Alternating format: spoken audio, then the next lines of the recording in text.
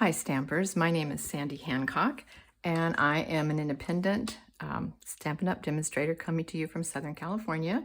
Today is Monday, September the 23rd, and I'm going to be showing you two cards made out of the Regal Winter suite, and specifically the papers. So this is one of the two cards I'm going to be making today. You know, 3 times a year, my group gets together online. My group of stampers get together online, and 5 people show a different suite or bundle that they've chosen. Well, one of the ladies chose this bundle. It's called Regal Winter. And I thought that the papers in it were absolutely gorgeous, but I just couldn't get started on making anything with it. So I was hoping that I would get some inspiration on Saturday for getting to get going on this suite, and boy did I ever get inspiration. I've made 1, 2, 3, 4, I've made 5 cards already. And so I'm going to just show you the papers first. I know you can see them in the book, but they are just so gorgeous. So there's this purple, kind of a Blackberry Bliss, and then a little bit lighter. And now this is unusual. There are 4 sheets of this. Usually there's 2 sheets each, right, of each pattern. This has 2 of these sheets that have red on the back, cherry cobbler it looks like. And then there are 2 of the sheets that have blue on the back. So that's interesting. And that coordinates with this one really well, which is kind of, I don't know, just gorgeous colors. And then there's another one of these, and I think that's it. Did I show you this one? This one has more of a cherry cobbler tint to it. Maybe I already showed you that one. Anyway, they're absolutely gorgeous papers, but I just didn't know what to do with them. Okay, so Gloria Plunkett, who, I think she's from Florida. So she was working with this suite. I mean, this is the set out of it. And actually, I guess I'm not even using this today, so I guess I'll show you that later. Okay, so she made the same background. And I forgot completely to put the dimensions on here. This is 4 1/4 by 3. The white is 4 1/4 by 3. And then the DSP is 1/8 of an inch less. So this is a regular size card, and the DSP covers the entire front. You don't see cards like that very often. She did a different greeting completely. She actually used something out of the bundle. But I just love saying this, just love spending time with you. And I hate covering up so much of the DSP because it is so beautiful. So let me just show you how I put this card together. All right, so let me put that down. Okay, so here we go. And isn't this amazing? I've been saving this piece of cardstock for some time that I could use it, because I obviously messed up when I was using it. And I thought sometime I'm going to be able to use this, and look at that. This is going to be perfect. I can just cover it up completely. Oh, you just hate even covering up a little bit of the back because it's so beautiful. So this is 5 1/2. Let me just get this. See, is there a right way or a wrong way? Not really. Okay, so let's see if we can get this lined up exactly. I think that might be it. It's a little tiny bit over, so when I finish, I can go and just do a teeny little trim on that. Okay, so that's just your regular size card. Then, like I said, oops, I just dropped something that was important. Picking it up is easier said than done. Okay, so the white is 4 1/4 by 3. And I just totally forgot about writing that down. Okay, and then, so the DSP is 1/8 of an inch smaller. So I'm thinking you can figure that out.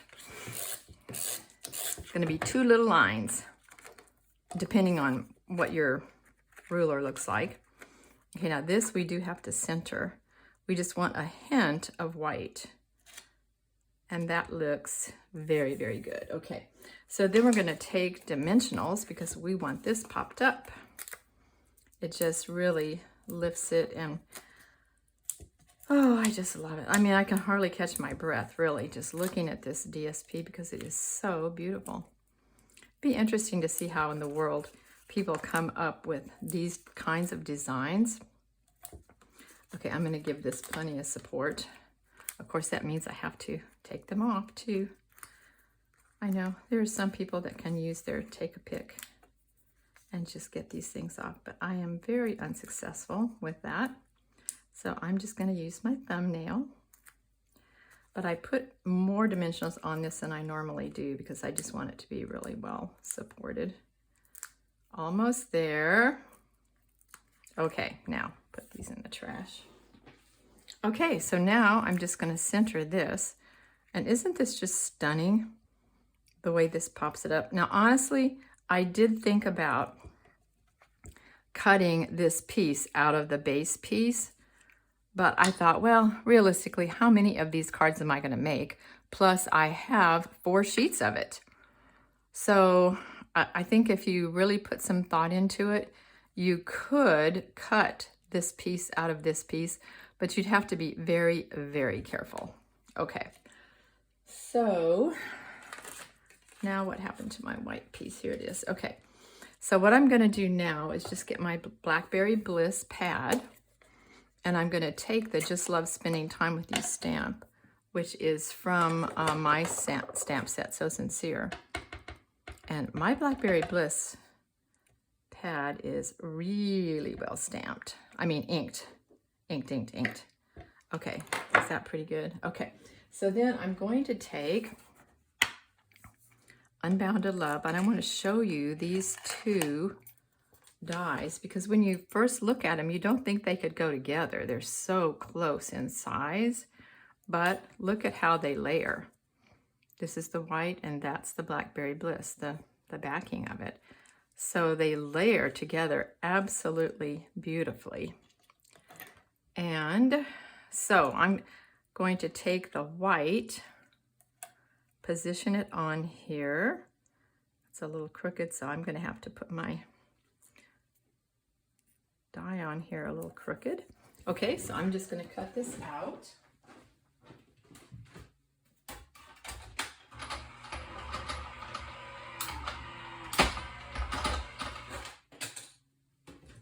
I love my electric machine because it just saves so much wear and tear on me. Okay, so here we go. Let's put this away so we don't lose it. Okay, so, oops, this one too.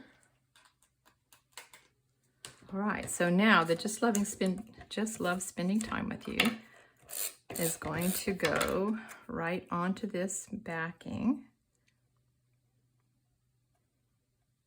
Is that good?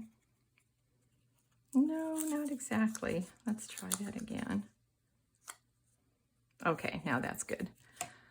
And let's see. All right, so then we're going to put this kind of off to the right and down. I don't know, I just think it's stunning.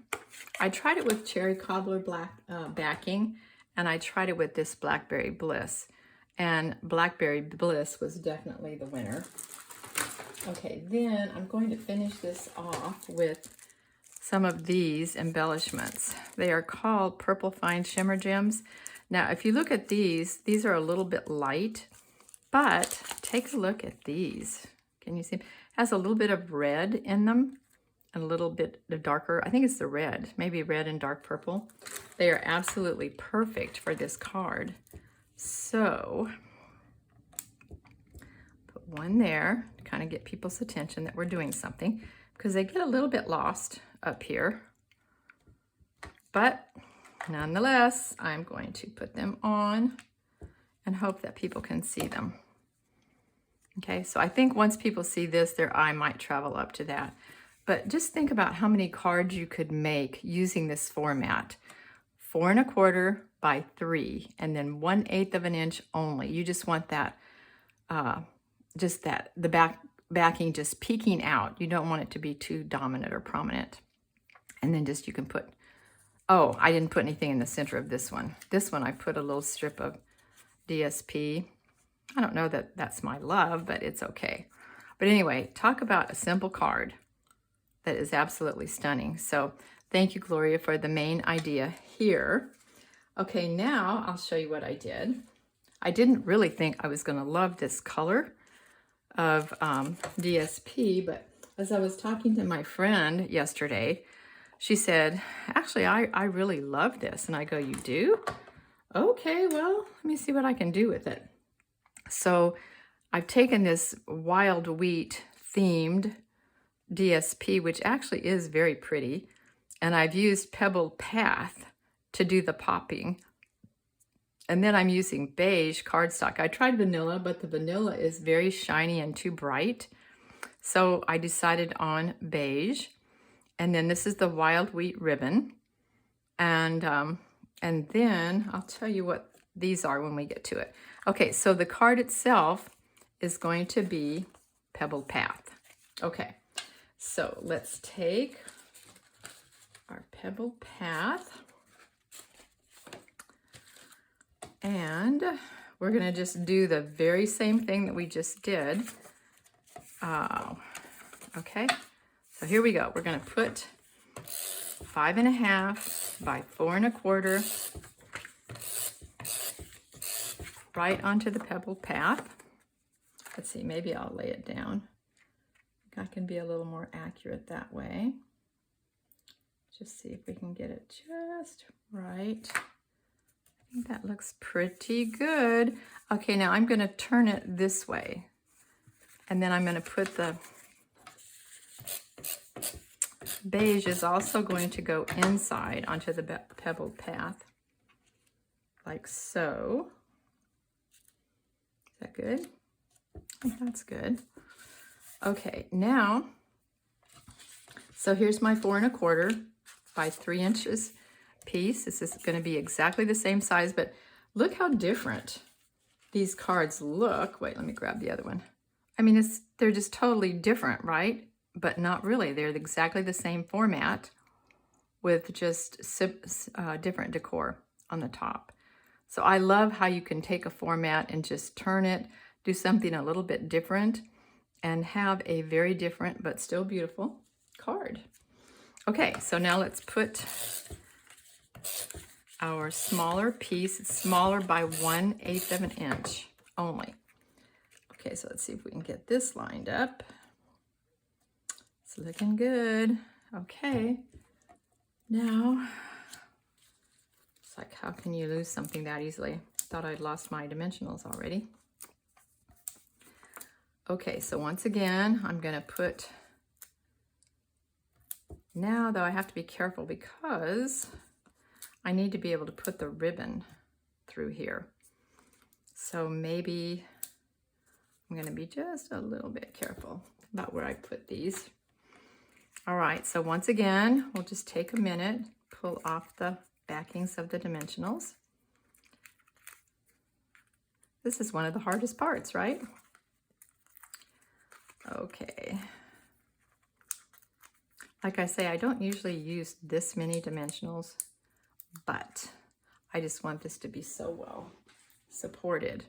Okay, now I'm going to put the ribbon here because I want it to be able to move freely back and forth, because when I tie it, I might need to adjust it just a tiny bit. Does that looks pretty good. Does that look good? Maybe this needs to come up just a tiniest bit here. Okay, that looks really good. All right, now let's attempt to tie this ribbon. And as you see here, I just tied, I don't know what they call that, like a false knot, because I don't want a great big bow that's going to be heavy when it goes through the mail. Let me see, let me turn it this way. So, all right, is that good? Let's see if we can get it looking as pretty as I did the first time. Okay, so we're gonna pull it, kind of pull it forward. Ooh, that's pretty. Okay, now let me get my scissors, and I'm gonna go, let's see, how did I do that? I went out, kind of went that way, and then this way. Wowie zowie. Okay, that ribbon is so beautiful, isn't it? It's wild wheat with white. It's just gorgeous. It's very, very easy to tie. Okay, now the happy birthday, once again. This is my very favorite stamp out of this Unbounded Love, but I used two others in another card that I made. I'm going to show you probably next week, but this is my very favorite stamp. Okay, so now let's get Pebbled Path ink, and we're going to stamp this gorgeous happy birthday.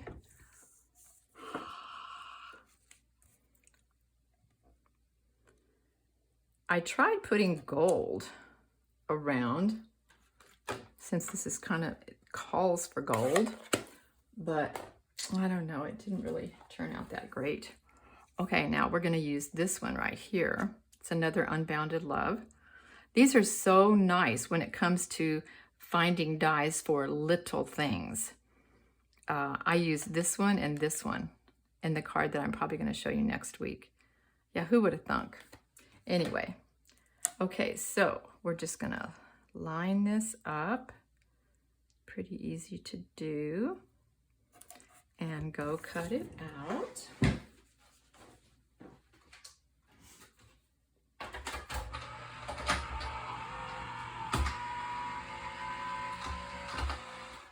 Alrighty then.